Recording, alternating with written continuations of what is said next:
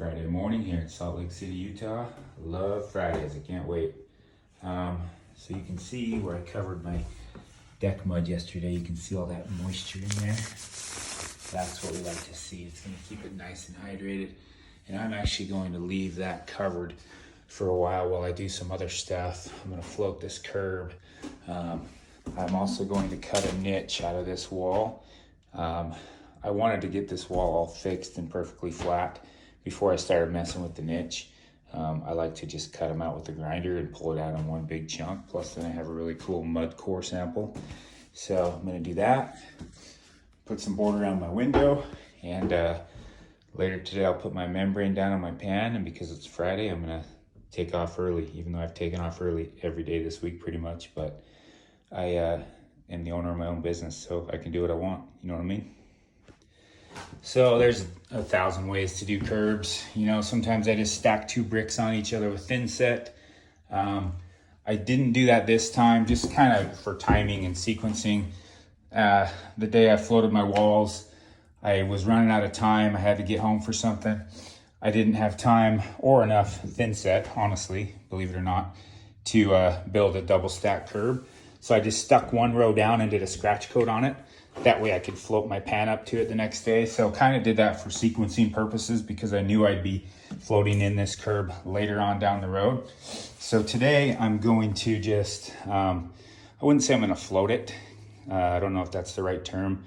Maybe kind of pour a curb. I don't know if that's the right term either, but that's what I'm going to do on this one. So I've just made a couple simple, quick forms to help me do it. So if you watched yesterday's videos, this floor is sloped. So first thing I did is set a screed on my one end there, and then I shimmed it up to level over here. So that screed is now level, and I've clamped it onto this wall, which is flat, marked it out, stuck 1 screw in it right there to hold it in place to make sure that is nice and in plane and perpendicular to that wall and parallel to this wall exactly, same distance, and made sure it was plumb also.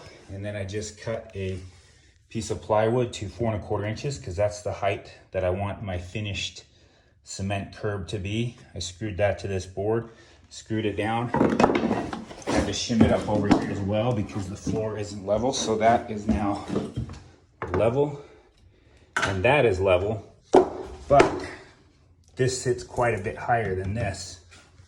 I'm just using what I have on hand, which is a 3 1/2 inch screed, but I need this to be couple inches lower. You know, I obviously don't want my curb sloping that way. So here's something I do in a lot of different scenarios. Call it like a drop down jig or a drop down screed.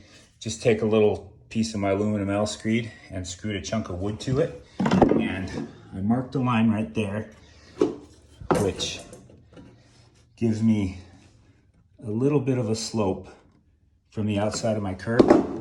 Transfer that onto my screed, screwed a little chunk of wood on there, and now I have a drop down screed which is going to ride on this level plywood, and it's going to drop down from this level screed, and I'm going to have a slope on the top of my curb, and all I got to do is just put my mud in there and drag it across. It's called a drop down jig. And I don't know if you remember yesterday's video, but this outside of this pony wall is cockeyed. So I'm actually setting this in a little bit from the outside of that wall because that wall on the bottom needs to be bumped out about 1/2 inch, about 3/8 of an inch to get it plumb. The drywallers are gonna handle that. But I want the inside of my curb recessed 1/2 inch from where the finished drywall will be, because the front tile of my curb is going to flush out with that drywall in theory. So I marked out 3/8 of an inch, marked back in 1/2 inch, and that's where I'm having the finished front edge of my curb so that my tile will flush out with that drywall right there. And then this will all get capped with slab, which will overhang just a teeny bit, if that makes sense. So I got a bag of AM100 over here, Ardex AM100. It's kind of similar to Planetop 330 Fast in that it's like a highly modified rapid setting, like rendering mortar. They call it a ramping mortar or smoothing mortar. I like 330 fast better for skimming and floating walls.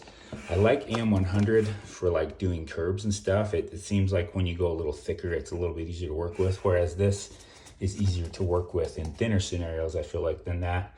I don't always have access to this. Rod had a bag in the shop, so I grabbed it. I've got it sitting on the heater right here to warm it up because it's been in the cold shop all night, and hopefully that will help it fire off pretty quick. Just gonna mix it up, pack it down in there, burn it into my scratch coat really good, and then just rod it off with my drop down jig. So I mix this up, a little runny. It's kind of like 330 where it's like stiff until you work with it, then it's runny. Thixotropic, I think is the word. Just poured some in here and I'm gonna burn it into that scratch coat really good. Make sure it gets embedded in all my little grooves. And again, this was just kind of like, I didn't really know exactly how I was gonna do this curb, but I needed a solid base to pack my pan. So at the end of the day, I just stuck those down and figured I'd deal with it later. And then this morning on my way to work, I came up with this idea. And so it's fun to try it out. I don't always like to have a plan. Sometimes I like to just make shit up as I go, you know what I mean? So anyway, you get that all burned in there. And then I'm just gonna dump the rest of that in and let it cook for 10 or 15 minutes. And then when it's almost firm, I'll take it and screed it off. So I got that filled in a teeny bit high. It's pretty loose still, just to kind of show you how this drop down jig works. So if I try to drag it now, it's just gonna kind of roll it and pull it. It's not gonna end up perfectly flat. I mean, not too bad, but just when you're going thick with these rendering mortars, trying to screed it when it's really thick tends to drag it and kind of make a hump. It's actually not working too bad. And that's really it. It takes all the thinking out of it. That is gonna be perfectly level that way, and it's gonna have a pitch that way. But I am gonna let it firm up a little more just so I don't mess with it. Drop down jig. My thumb, it's been like 5 weeks and that thing still looks horrible. Hopefully it'll just fall off here one of these days. All right, it's been about 15 minutes and that is starting to get kind of stiff. So just rest my drop down jig on my plywood and my screed and see if this works. See that? It's so much easier to work when it's firm. It just gives you a nice smooth finish. When it's running, it doesn't carve quite as nice.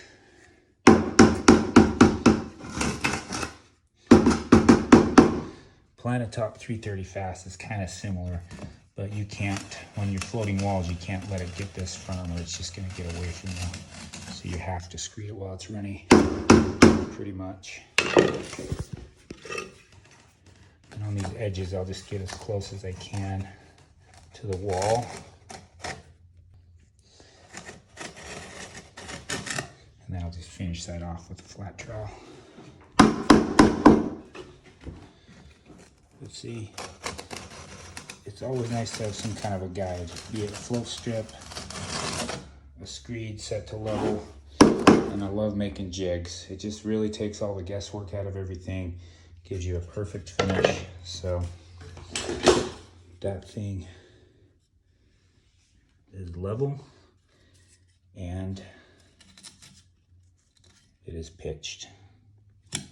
So now I'm going to carve those off. Probably just get a little bit closer in there. Actually, probably remove this now. Maybe. I don't want to do that yet. I want it to pop off. I'm going to do it with a flat trowel first and then pop it off. All right, so I've got that all carved off how I want it. It's starting to get pretty firm. I feel like I can go ahead and release this clamp now. I don't just want to bop that off of there. I want to just use my margin trowel and kind of carve down in to release it, just sort of pulling chunks of that out with it. This material is pretty sticky and strong, and once it's at this stage in the firmness, it usually will hold its form pretty good, but I have had it pop a chunk off with it before, so carve that down.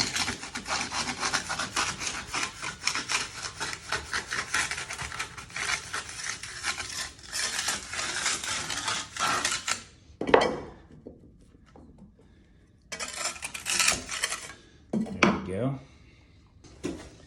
Now, see how it looks.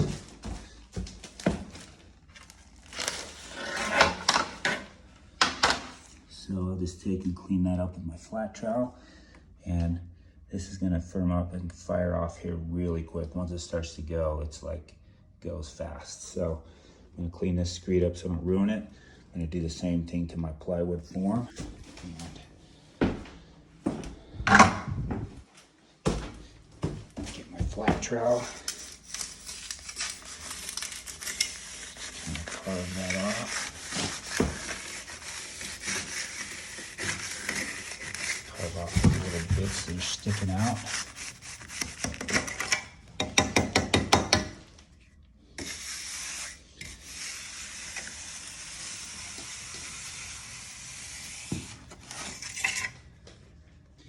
Now this wood spans the whole height of that curb, so I really want to cut this down and release it good so I don't pull any chunks out of that. So I got my trowel wet and kind of slide it in there.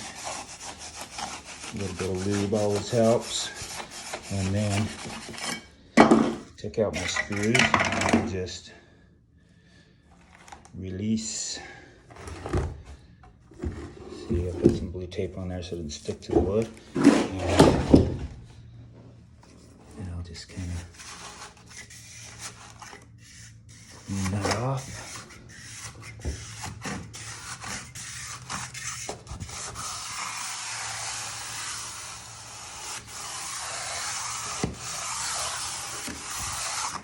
See, I carved into it a little bit, but that doesn't matter. It's still flat. Let it firm up a little and rub it down. So I like to just take and to slightly round those corners over, just so there's not a sharp edge that is more prone to chipping if I kick it or whatever. Also just kind of helps seal in those fibers and seal everything in, so it's just nice and clean and smooth, you know what I'm saying? So that is it. I am going to be really careful not to kick it, and in the next hour or so that thing is going to be so freaking hard and solid, and then you could you know, drive a forklift over it if you could get one in here. So that's one way to do a curb. Not as fast as a foam curb, but definitely a lot more heavy duty and customized to my needs. So there you go. Hope that was fun to watch. Sure was fun to build.